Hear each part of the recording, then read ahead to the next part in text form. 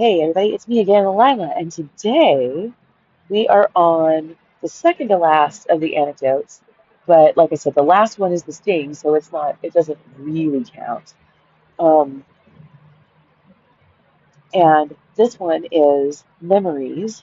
So confirmed fuckery anecdote number 9, and I think it is back to being number 9. If we're back on track, I don't remember as far as the numbering goes. I'm not sure. Um, but yeah, because I think because I split the last one in half into the war and stalking. Stalking was number 8, so that puts this one back at number 9. All right, cool. So, uh, yeah, let's go. Why does giving you the benefit of the doubt require so much imagination? Or the fuck you don't know you are a nuisance? This is going to be the one where I finally just break down and start talking about how, like, I think this is all a setup. Like, this guy can't be, he's not real, right? And he's not real. And it's not even like he's fake, fake, not like just two-faced fake, but like he's fake, fake. He's actually fake. Someone put him up to this shit and has been instructing him how to fuck with me. Um, and yeah, so let's go. The following are events leading up to and including a particular sort of conversation that I think I've mentioned elsewhere, but I'm not sure. At any rate, it's worth repeating. Brace yourself because this is about to get heavy. Friday, December 28th, 2018, 9 a.m. He returns from downstairs with two framed something or others. He says he has a question for me. It was like weird art pieces. It wasn't paintings or like what, it was like some sort of strange painting slash bas relief, like like cheap home decor artwork from like the 70s or something like that. So it looks like some shit somebody picked up at a Goodwill as a gag gift for somebody. So anyway, so he says he has a question for me.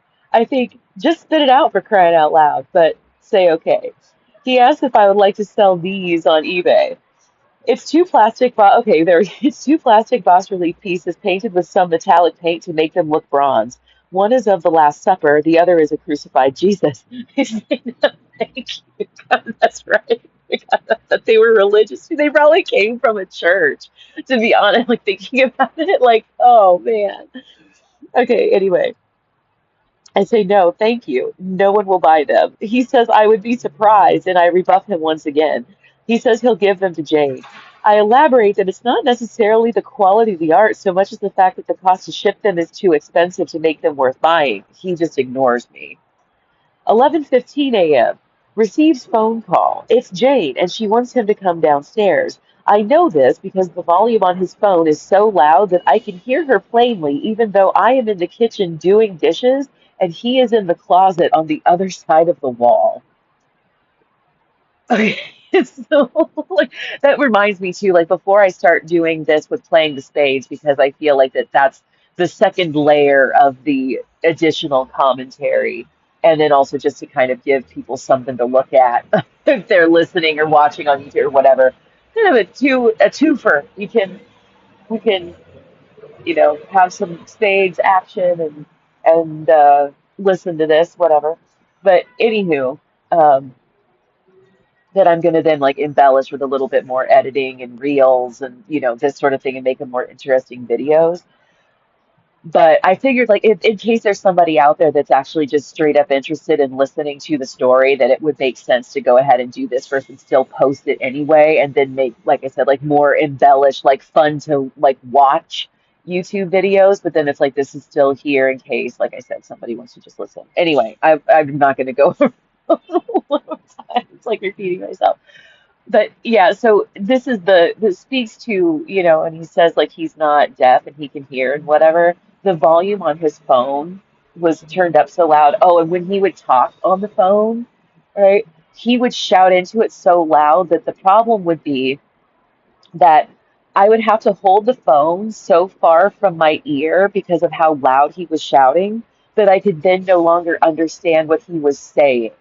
Right. So like at by the time you pull the phone away from your ear, right, from how loud he's screaming, there's so much like rattling and reverb and feedback and whatever from how loud he's yelling that by the time you pull the phone away, you can no longer make out what he's even saying anymore.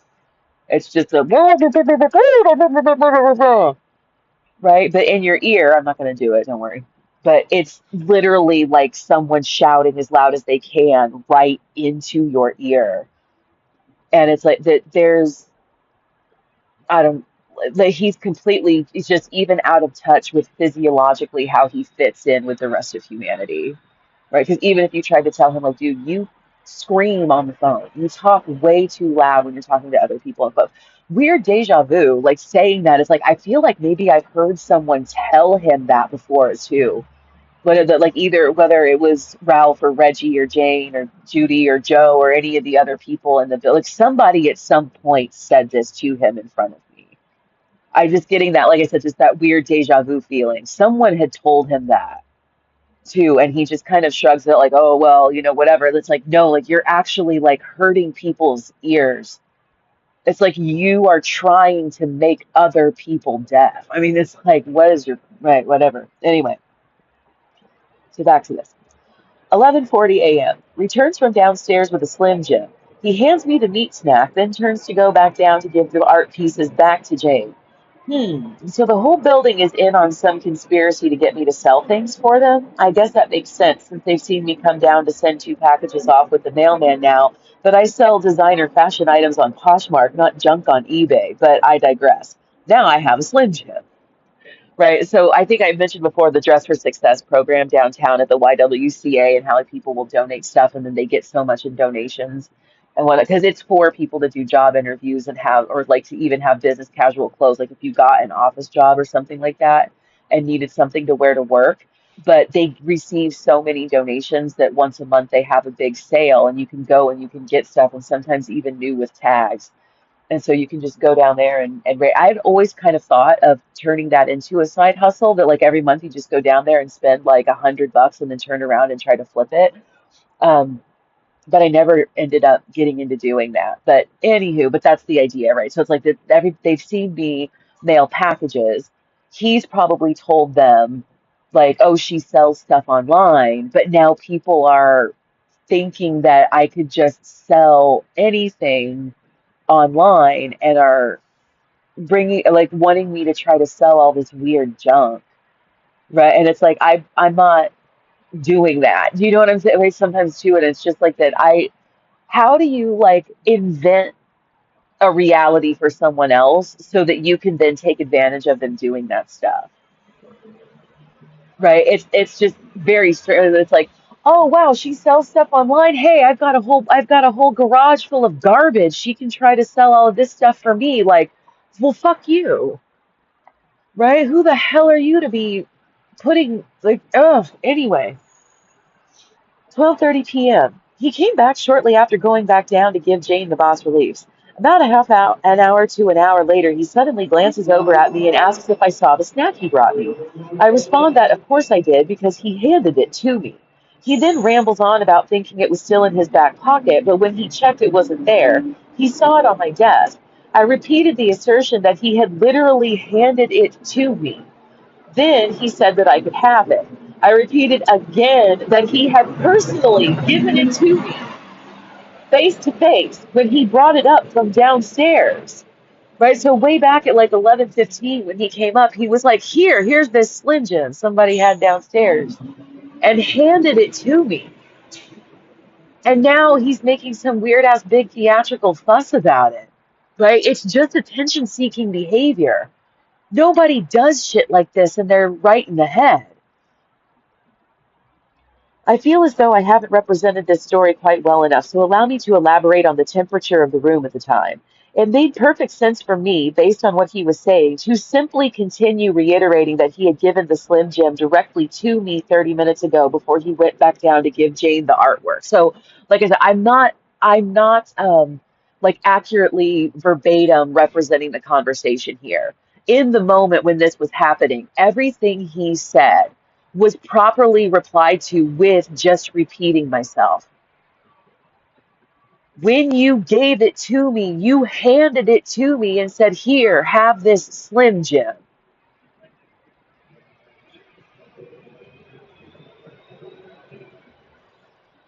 This is what I meant by certain type of conversation at the beginning of this anecdote. The why are we playing call and response like Ja Rule and J-Lo right now exchange.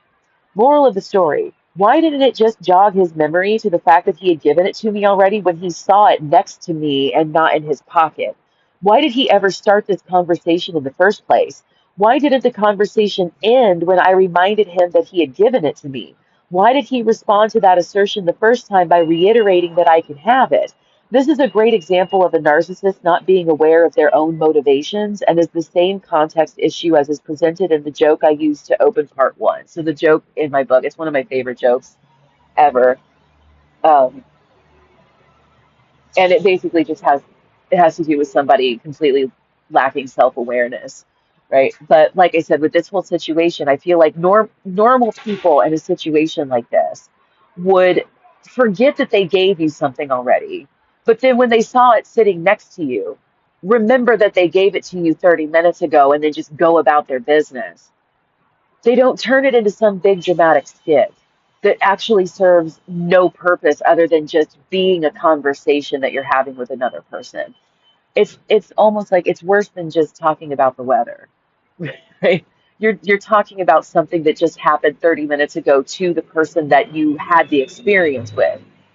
It's very strange.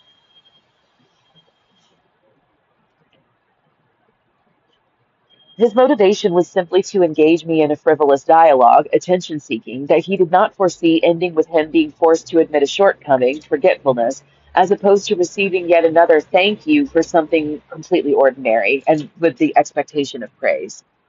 Right. So you see how like that this is narcissism. This is narcissistic behavior. Like in the clinical sense of narcissistic personality disorder.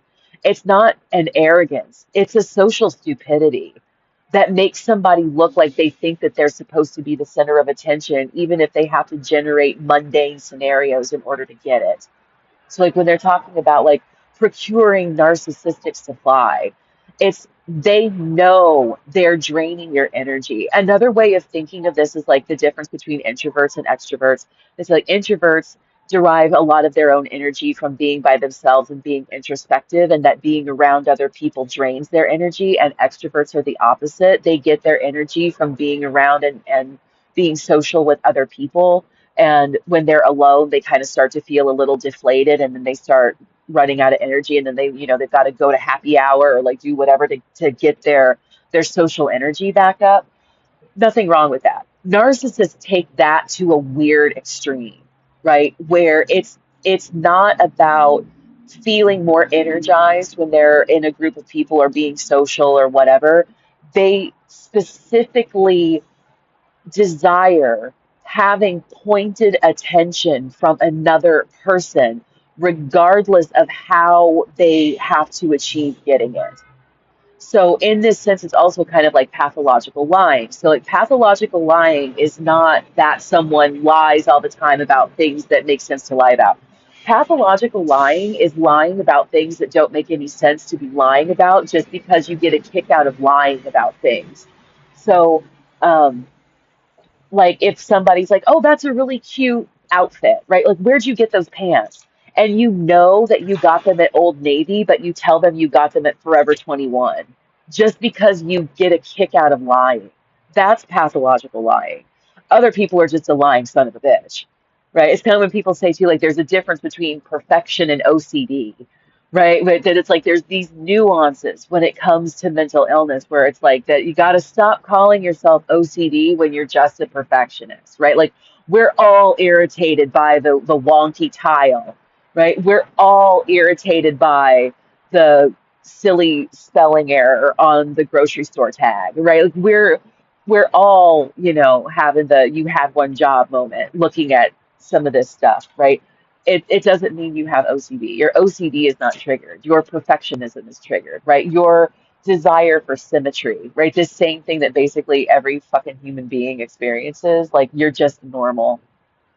Quit trying to say that you have a mental illness that's stability. And on that note, I actually already have a reel to put at the beginning of this one that demonstrates that point. It's a reel that was by somebody who has OCD talking about the sorts of shit he would do as a teenager, right? And that why, and like believing it and stuff like that, and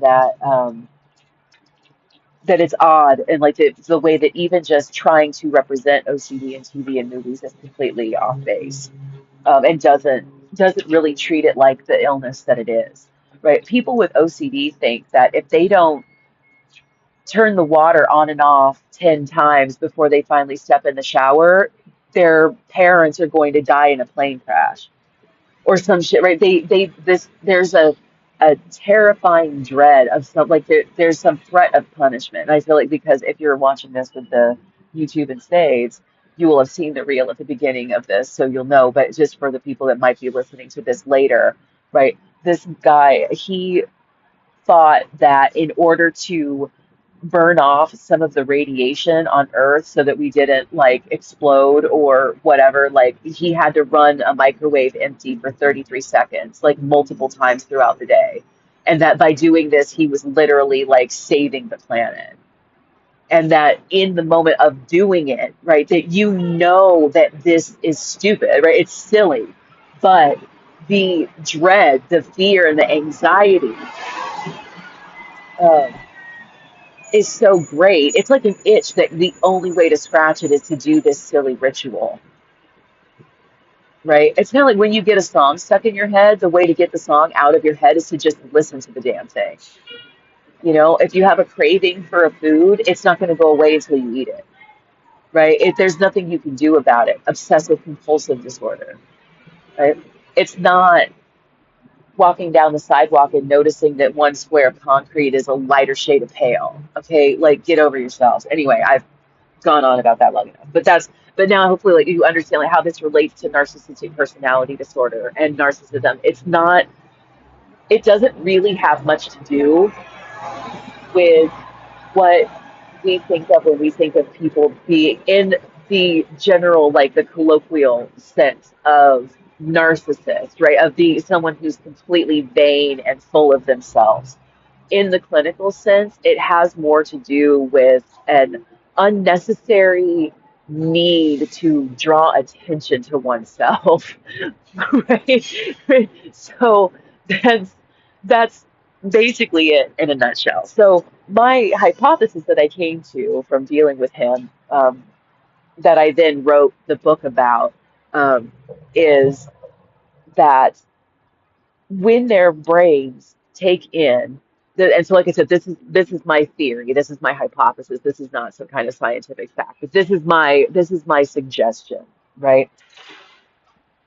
Their understanding of concepts in the external world is peppered with too much personal bias. So like think about like how you would describe like a brick. Like a brick is approximately 4 inches wide by 8 inches long by 3 inches deep, and it's usually a deep red color, and it's kind of heavy, and it's a relatively soft rock. If you drop it even just 4 feet onto concrete, it'll shatter into pieces, or at least break in half. Blah blah blah blah blah blah blah. A narcissist also thinks that an objective part of the definition of a brick is their preference for brick buildings over wooden buildings. So they would say like a brick is also a better building material than wood.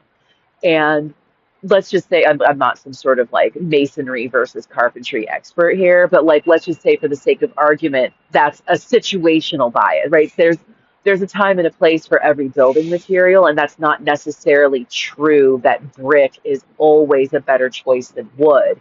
What that's based on is they're remembering the fucking Three Little Pigs story from when they were a child, and then taking that as some kind of gospel, and then also in line with their own, let's say, personal aesthetic preference. They like the look of brick buildings more than they like the look of wooden buildings. And if you want to, like, Kansas City has a lot of brick buildings. If you want to see like a cityscape with just an absolute fuck ton of brick, look at some pictures of Kansas City.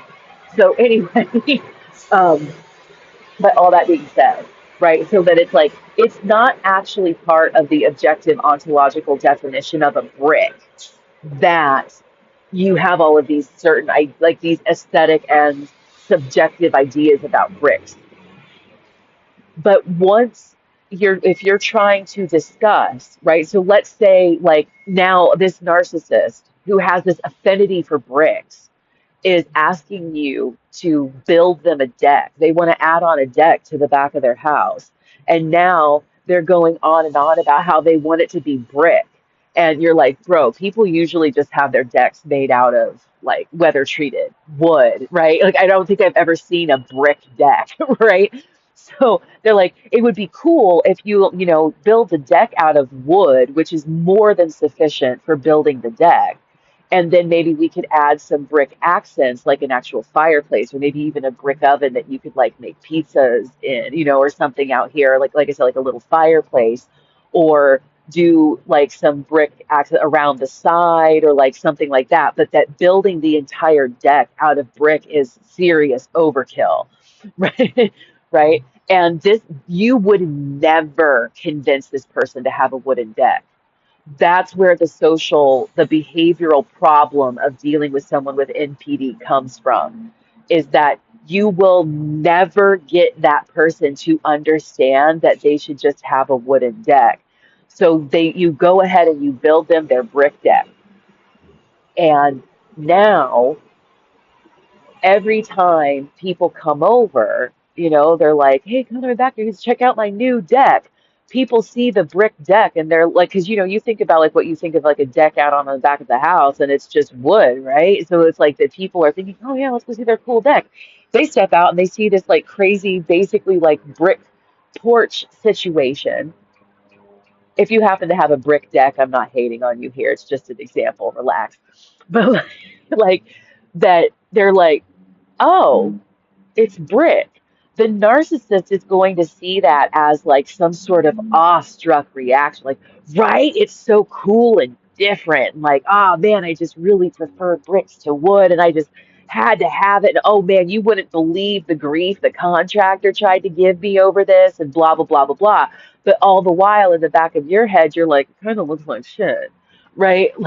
Like, so like I said, this is just an example. Just go with it and whatever. But um, that I'm just coming up with off the top of my head to explain this perspective, right? And so that when it comes to like dealing with somebody with narcissistic personality disorder, yes, there's quite a bit of arrogance kind of involved in this, but not in the sense of somebody being what you would typically think of as being like a stuck-up, conceited prick. It's more of like this inflated sense of self that's coming from just thinking that the way they feel about things actually just objectively matters. Um, there was an example that I saw from somebody on, I think this was on Quora, who had been diagnosed as a narcissist, and they were saying how like they have like their musical genre preference. They feel very strongly that that is the best kind of music, to the extent that when they find out that someone else's favorite genre of music isn't that genre, they actually believe that that person is bad at discriminate, like they don't have good taste in music because their tastes don't align. So if you think of the saying, right, there's no accounting for taste, this is what that's referring to, right? So think about like accounting, numbers, very hard math, objective, material determinations and conclusions that can be drawn. There is no accounting for taste. People have their own personal preferences and opinions about things, and especially things of aesthetic quality. So you can't, it doesn't make sense to think that because you prefer rock to rap, that someone who prefers rap to rock has no taste in music. That's what like one of the things that you'll see people say or whatever online. Also, like, oh, I actually listen to good music. It makes me cringe so hard because having that opinion coupled with the need to actually say that, put that shit in writing in a public forum is psychotic. It's mentally ill.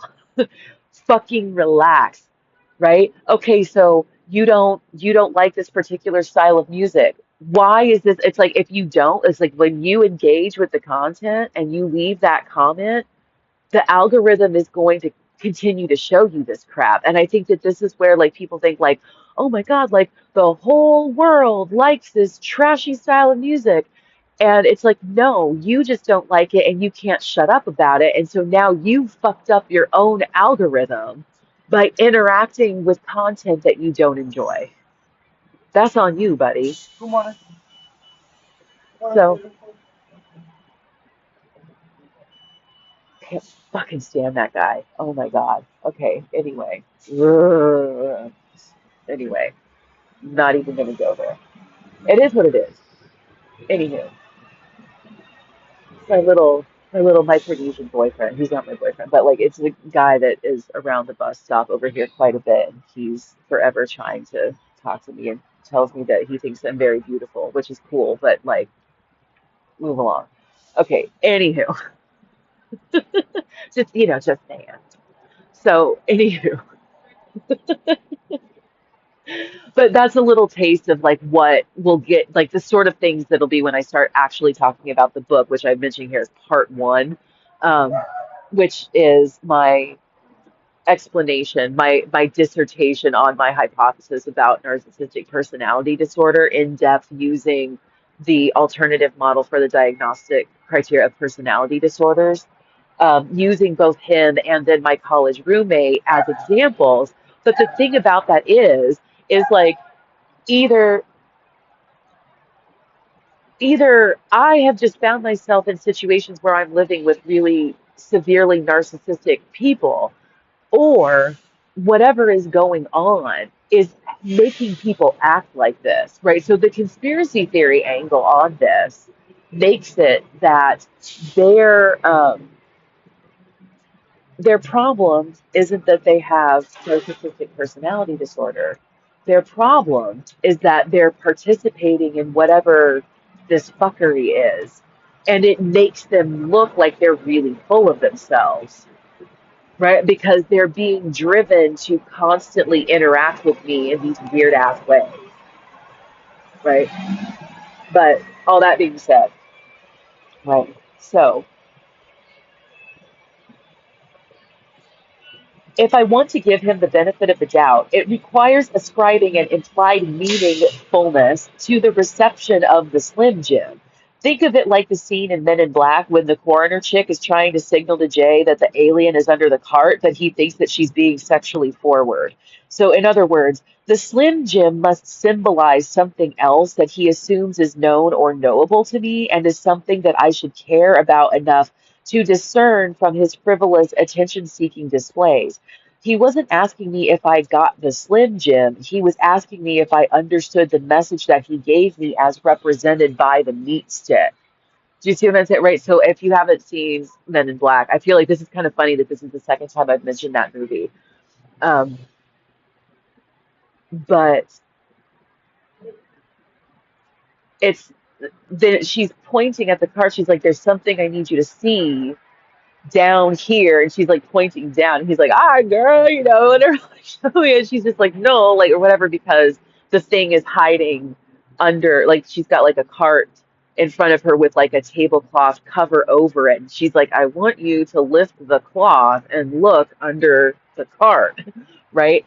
So it's kind of like that the fact that he's saying these things, and it's just like, okay, no.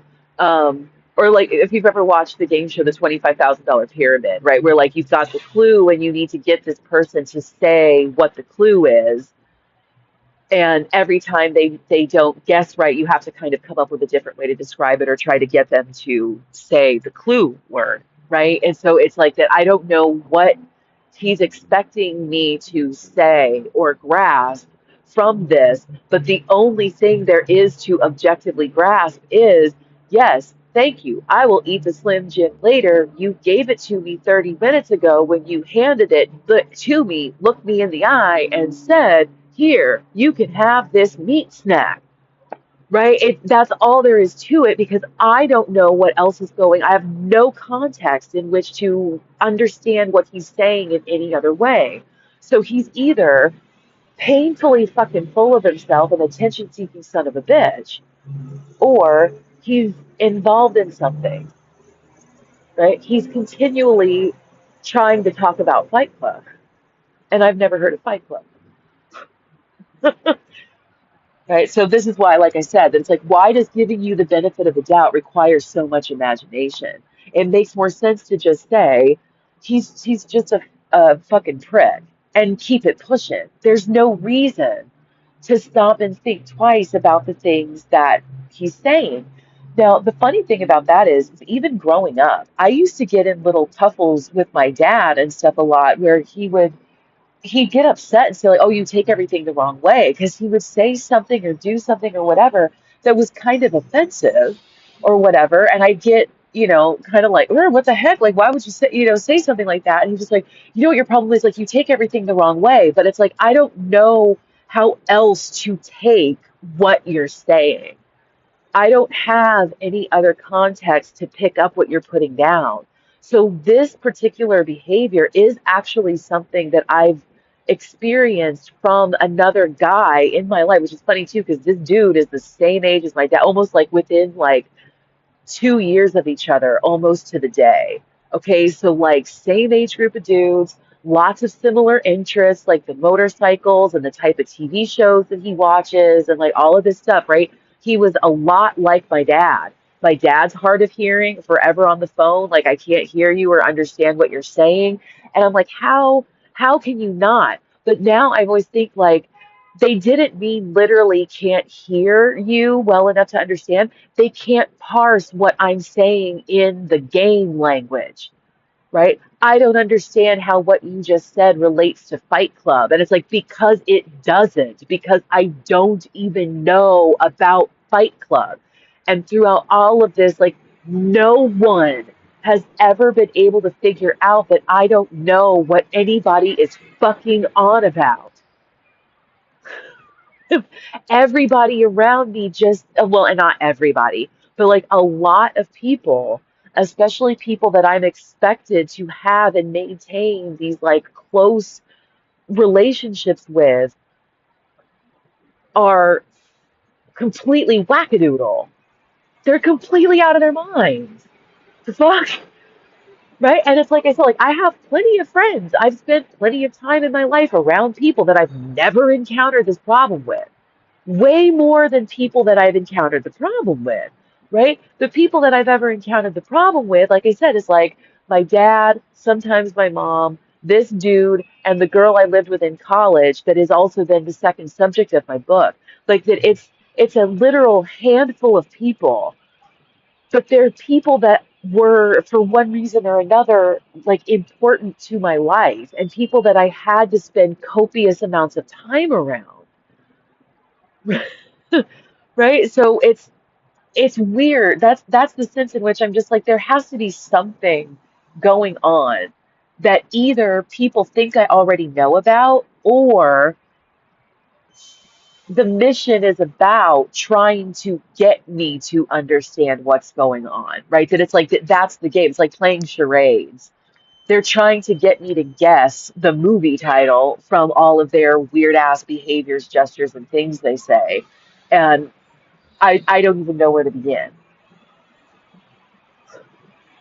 right? I don't even know, like, I don't even know that we're playing charades or what the category is, right? They're over here thinking, like, why doesn't she just name the goddamn movie already? And I'm like, I don't have the slightest idea. Like, I think, like, when you watch, like, Wheel of Fortune, and the puzzles always at least have some kind of context, right? People and places, right? Things to eat, famous person, right? Like, you have to have something to go on in order to guess the puzzle. Otherwise, you're going to need to just get every letter up there and then read the damn thing, right? And that's where I feel like I'm at. But it's like at this point in my life, I'm like, with all the shit that I've been through and everything, like, I'm sick and tired of trying to solve this puzzle. I hate this. I don't know who thought this was cool or what this is or what people think I stand to gain. I don't have any idea what is going on. All I know is that something is going on, and I've achieved that understanding from being repeatedly treated like shit, from being treated horribly. This shit's insane. The only other use of Slim Jim that I'm familiar with is the locksmith tool used to unlock car doors by slipping a thin metal object between the window and the door frame. One can be fashioned from a metal coat hanger. If this alternate meaning is being implied in order to jog my memory about something, I can't even imagine what that is. The clue doesn't mean anything to me. So when he asked if I got it, the proper answer is no. Bottom line, either way, he's crazy, right? Because it's like, obviously, in reality, I have the Slim Jim. So why would I ever say no? Like, no, I didn't get the Slim Jim from you this morning. I don't know what the purpose of telling that lie would be. I don't know what that's supposed to do. The conversation never should have happened unless he's actually completely forgotten something he did 10 minutes ago, wasn't reminded by the stimulus of seeing the object on my desk, and he is equally oblivious to the meaning of "you personally handed it to me," or giving me a meat snack was supposed to have been important enough for me to elaborate on its importance, or at least admit that I was capable of doing so. In other words, it was something for me to chew on, a snack, intended to inspire a memory or idea of some kind. But that doesn't mean that that memory or idea is something to be shared with him either, right? So it's like, hey, doesn't this remind you of the time of something like that? Now I want you to tell me some story about your child. Oh man, didn't you love these growing up? Like that he's hinting at something. Even if I get where he's coming from, like let's say that I did have some sort of, oh man, my first kiss was with this boy in school who bought me a Slim Jim after class. Like I don't need to share that story with him. It's not true, right? But like just coming up with something to make this make a little bit more sense to me, maybe, right? That it's like whatever meaning a Slim Jim has to me isn't even necessarily anything that he should be privy to either.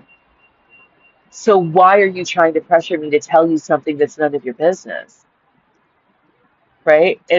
Catch a hint. I'm just not going to tell you what this means to me. But the reality is I don't have a fucking clue. You just gave me a meat snack. I don't give a shit. I have a feeling this is going to happen because now it's getting late. I started this, God, how long ago? Um, and now they're here to do their leaf blowing and shit.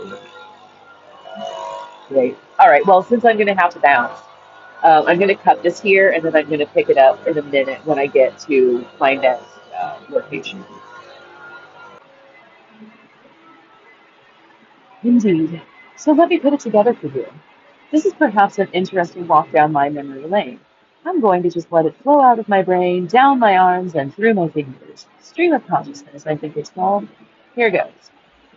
It is absolutely preposterous to think that my entire life has been some sort of manipulation of events and situations. To what end?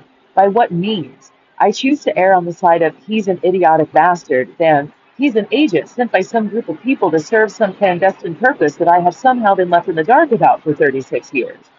I'm not Agent K's wife in Men in Black who believes her husband is in a coma, yet miraculously experiences constant reminders of him in the form of small gifts and weird assertions from random strangers, because he is actually a clandestine alien agent for the federal government who watches her from a drone camera. Why would I ever believe that people who left me alone to die homeless on an island in the Pacific were sending me random keys to trips down memory lane for the sole purpose of making their presence known? And what kind of fucking asshole would sign on to such an endeavor? So, you see, I am right back where I started. He's just an idiotic son of a bitch. Right? Whatever this is, it's just really, really stupid and a fucked up thing to do to somebody. There is no discernible purpose to this other than seeing the extent to which you can fuck someone over. There's no actual value of this.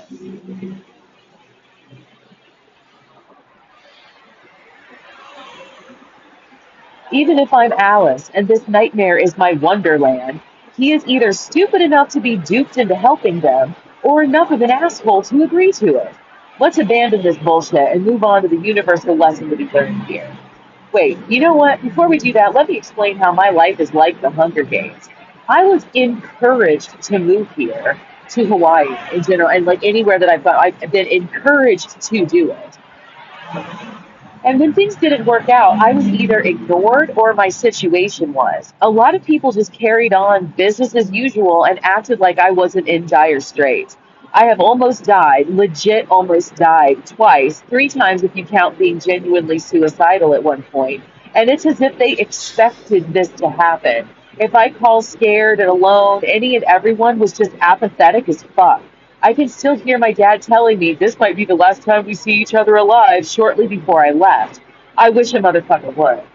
Right now, when I look back, because I remember in the moment thinking that was really weird, but now looking back, I'm like, this motherfucker knew what was about to happen to me. He knows what this is. He's involved.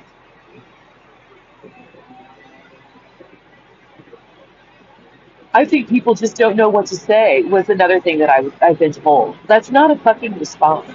Not now, not ever. So when people's moms have died or dads have gotten cancer, guess what? I don't know what to say. Deep breath.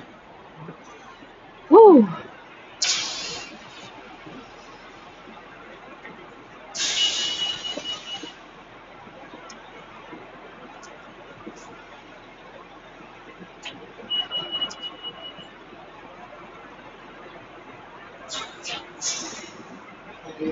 One of the silence dogs.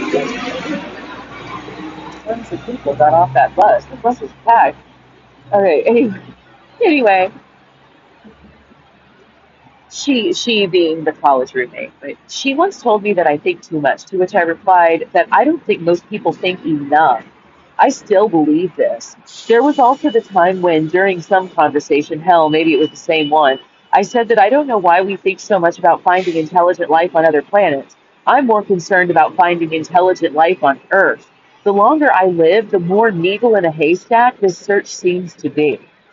At some point in this book, I have regaled readers with the tale of going to T-Mobile to get a new charger for my smartphone.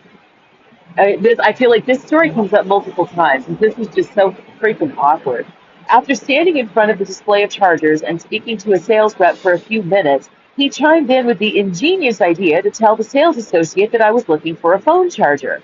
This is because, in his experience, this was not what was already happening. The problem is that his experience was irrelevant. He didn't need to be there at all. I didn't need help with this task, and he lacked the relevant expertise to even discern why I was there and what I was after. I think that he was there because after I got my charger, we were going to go grocery shopping, but that doesn't excuse the fact that he had no need whatsoever to even speak up. As a matter of fact, he could have just sat his ass down on the bench next to the door and waited for me, as opposed to insisting on being a foot away from me at all times. Like, we didn't need to be stuck like glue. Here's an elaboration with an allegorical comparison that serves an elegant dual purpose here. Suppose you have a garden hose, a fire hydrant hose, a 50-gallon bathtub, and a 500-gallon swimming pool. You must attach one hose to one receptacle for the most overall efficient rate of filling the receptacles with water. What do? This is similar to the aforementioned problem he had with understanding why I had to go to T-Mobile to get a high-speed charger for my smartphone. The spare charger that he had from his tiny 5-year-old flip phone barely trickled in enough juice to charge my phone 2% per hour. A high-speed charger like the ones designed to be used with the technologically superior machine that I needed to charge operate at a rate of around 100% per hour. No matter how many times I tried to explain it to him, he could not wrap his head around this. A charger is a charger was likely his delusional internal monologue. Right? So instead of taking in new information, he just stays stuck in, but a charger is a charger. I don't understand what she means by a high speed charger. And it's like a fucking high speed charger. Right? So you see how now it's like if I'm talking about something that's unfamiliar to these people, they think I'm starting new Fight Club language. They think I'm talking about something else or whatever. They don't get it. That's how then later on when we're standing in the T-Mobile in front of the rack of chargers, he's chiming in and saying like you should tell him that we're here for a charger because it ends up getting it in his head that I'm having an outside like a conversation with this person that is a conversation that I shouldn't be having. And the conversation we were having was because the all of the chargers that they had that were high-speed chargers were coming in those multi-sets that either had the different like adapter add-ons, right? Or the car adapter or both. And it's like, I literally just need the cord itself. And they were sold out at the time. And so I was kind of asked, like, how long will it be until you have them? Because it's actually be worth it to me. If it's going to be too long, I should just go ahead and buy one of these. But if it's going to be like 3 days, then I'll just have to deal with it for 3 days. But yeah, and I couldn't go anywhere else to buy anything because this motherfucker thought that he needed to be the stick up my ass.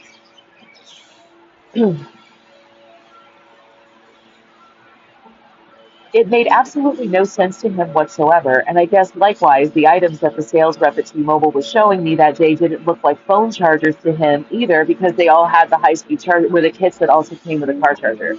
How someone is so sure of themselves that they are confident and comfortable telling someone else to the sales rep that they need a phone charger while they are looking at phone chargers with the sales rep is beyond me. So this is also how brains work. The hoses are incoming information. The bathtub is a stupid person. The swimming pool is a smart person. Smart people can handle information from both the garden hose and the fire hose. Hell, from both at once. Yay, multitasking. But if you try to use the fire hose to fill up the bathtub, the water pressure will be so high that most of the water just ricochets off the sides of the tub, spraying most of the water into the air instead of filling the tub any faster than the garden hose could. Hell, you might even wind up sending the bathtub flying across the yard. Why there is a bathtub in your yard is your business. Okay. It is incredibly inefficient to use the garden hose to fill up the swimming pool, and it is equally inefficient to use the fire hose to fill up a bathtub. It is equally ludicrous to force smart people to receive lessons at a pace slow enough for stupid people. It is equally cruel to try to force stupid people to receive lessons intended for smart people. The argument that a living wage should be the argument that a living wage should be reserved for jobs that require a certain level of skills, knowledge, and/or experience is unacceptable, as it implies that, for instance, only jobs that require a bachelor's degree or a license certificate are deserving of a wage that allows one to live at all. It's a death sentence for a significant portion of the population. So there was a reel that I saw the other day that this girl was talking about, like, government assistance is only intended to be assistance to just get you back on your feet, and that you shouldn't be on Section 8 for like 10 years, and that like Trump was talking about limiting Section 8 to just 2 years and all of that. And the person who had shared it was like, this girl gets it.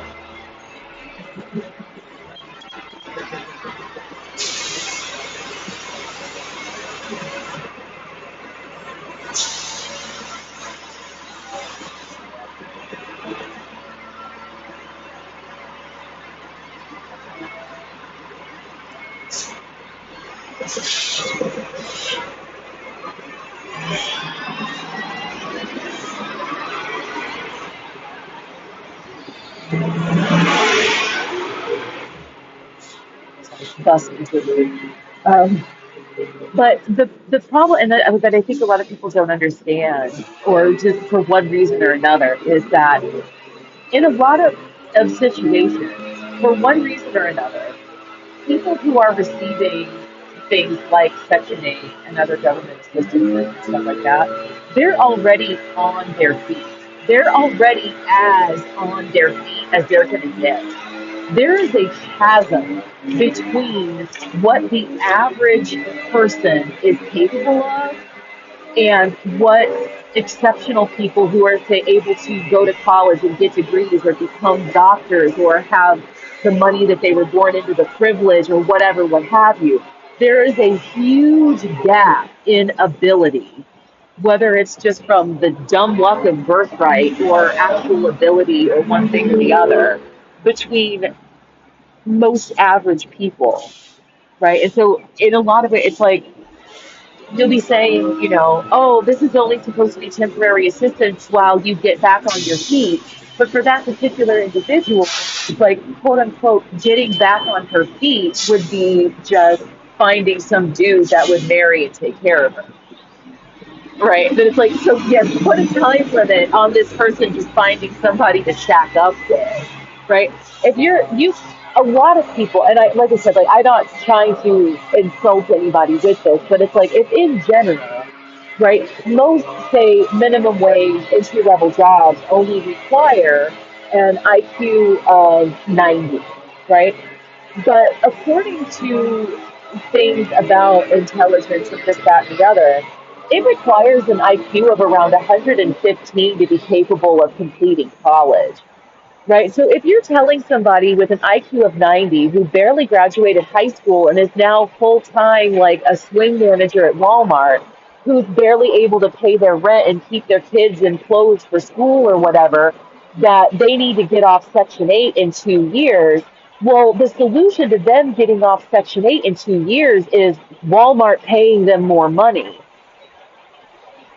They're already doing a job that's at about, they're already operating at their capacity, right? There is, what is this while you get on your feet? Like Section 8 doesn't make you rent free. The sign from the universe that it's time to stop with the screen ties on the app.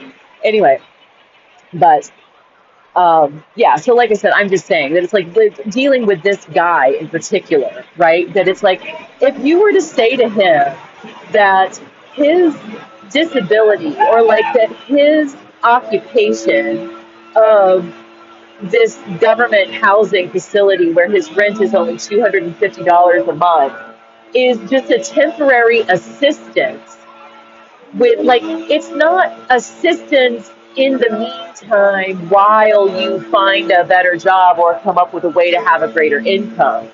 It's assistance because you're not capable of doing that for one reason or another.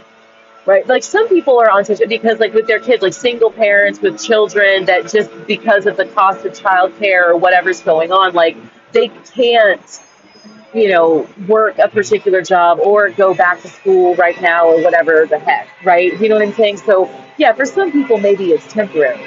But for a lot of these cases, right, it would be weird to say that at some point in this, he could have just gotten a better job and moved out of the government housing. He's probably incapable of working, right? Which is then too, like, obviously, like, that's the point of disability in the first place, is you're supposed to be incapable of doing a job, right? It's not supposed to be, well, my background and experience is doing something that would have me on my feet all day long, and ever since my accident, I can't stand for more than 5 minutes at a time. And now this person is just collecting disability instead of being forced to gain new skills so they can get an office job, right? So I feel like there's definitely room to maneuver on both sides of the argument, right? Where that it's like a lot of things can be right at the same time, and there isn't going to be a one size fits all solution for everybody, right? But like I said, I 100% agree, right, that the person whose careers up to this point involve being on their feet, which is now something they can no longer do, shouldn't be on disability. They should be finding something else to do. But it doesn't make sense to put someone like this guy that I worked for in that category because there isn't a job that he could satisfactorily do, right? He's in that category. There's literally this person that just can is not capable of really adding any productive value to society. But this is where group homes come in, right? I don't understand why there's an entire apartment building that's owned by the federal government and operated by the state in which 200 inhabitants are just solo elderly people with a big ass apartment that they're living in for only $250 a month when they should probably all be in some kind of an assisted living facility. So like I said, the reason that I say that is because a lot of these people are like quite old, have different, there's a lot of them that were definitely developmentally and intellectually disabled persons. Because like everybody in this building wasn't necessarily old. Like at one point at Safeway, one of the managers even asked me what it was like living in a building surrounded by all those crazy people. And I was like, they're not crazy. It's like it's mostly elderly people. And then there are some people with like developmental disabilities, but there's no crazy people in that building, right? Because that's the other thing too. Like someone who's just low IQ or has a developmental disability, like someone with dyslexia isn't crazy. Right? Like that's so weird. It's just like I don't know, and I'm just using dyslexia as the example because it's easy, right? Because like learning disability, or whatever. Like that doesn't make them crazy. So, but anyway, um, it doesn't make sense to me that just because these people are on a fixed disability income with like I know this is going to sound so harsh and rude, but like some of this is like we've gotten to a point in our society where we've grounded out on having politically correct conversation. Um, it's time to start having the harsh debates, right? Does it actually make sense that in Honolulu, there are hundreds of people who are experiencing homelessness that are in a similar boat to me, psychologically, intellectually, work wise, this, that, and the other, that can't find somewhere affordable to live. But you have a building full of seniors who can barely take care of themselves, living alone in apartments that are actually quite sizable. Like his studio was like almost 500 square feet. Like the apartments in this building are they're pretty sizable and decent-ish apartments. And you're like, yeah, they're cinder block and tile, right? They're not like fancy luxury apartments. But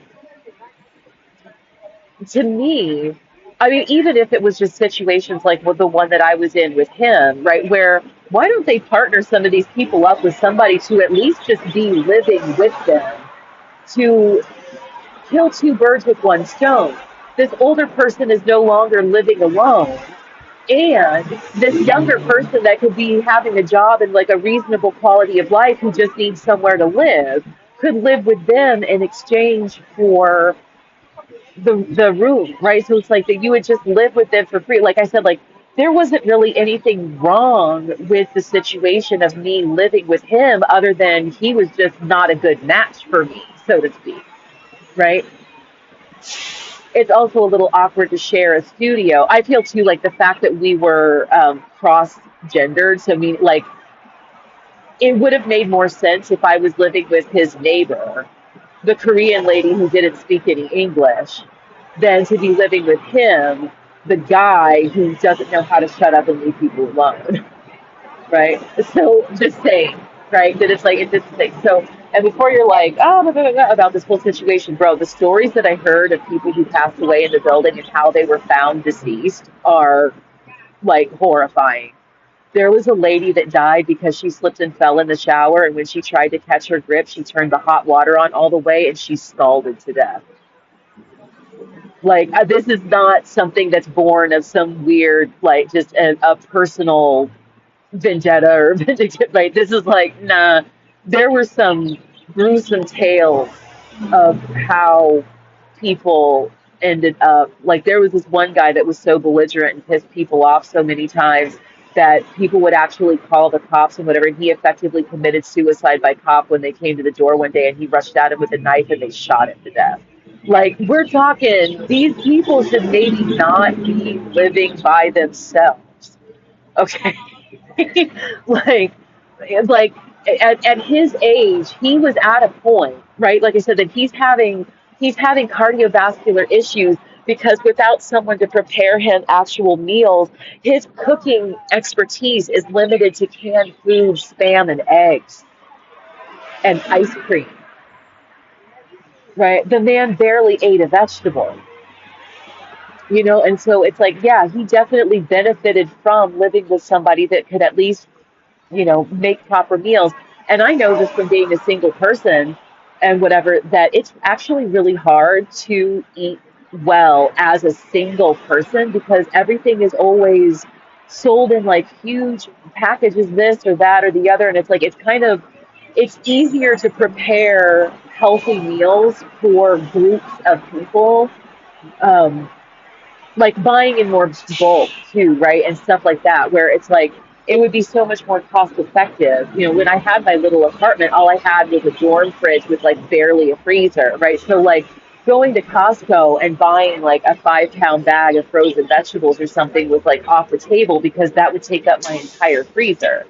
So what's the point, right? But if I was sharing an apartment with somebody where we had an actual full-size refrigerator, you could just split buying, a huge package of pork chops and whatever at Costco or something, and then dividing them up into single packages and storing them in your freezer, right?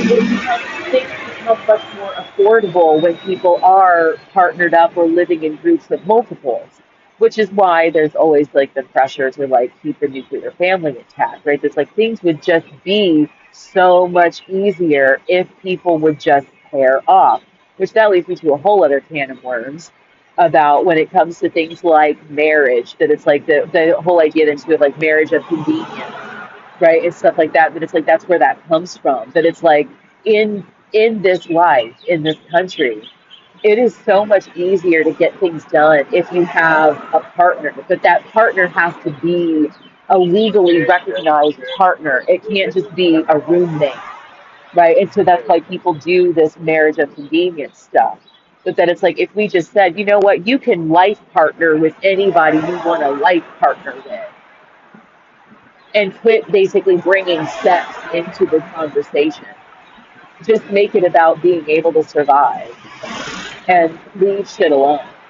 I guarantee you there's a lot of just saying quote unquote. I mean, isn't there like movies about this, like comedies and stuff, where it's like that they're not actually gay, but they are pretending like they are so that they can get married for the benefits of being in a married couple, right? It's just, yeah. So, anyway, all that being said, this is why, like, part of me too, because the whole common law marriage thing, that I realized that it's like I have to get away from this guy before I've lived with him for 7 years or however long the duration is here. But I know, like, kind of, I think in my home state of Kansas, it's 7 years. That if you cohabitate for 7 years, you're as good as married in the eyes of the law or whatever. Um, yeah, I was not going to get to that point with this dude. Come hell or high water, right? Some shit was going to change. And so I feel like that's a good place to stop for today. Only anecdote left is Stings, and then there's only like two or three of the journals left. So I'm actually almost done with this, which is kind of astounding because this was one of those things that just felt like it was going to be this insurmountable, daunting task, and it actually hasn't taken me too long at all. But with that in mind, I will see you guys in the next one. Bye.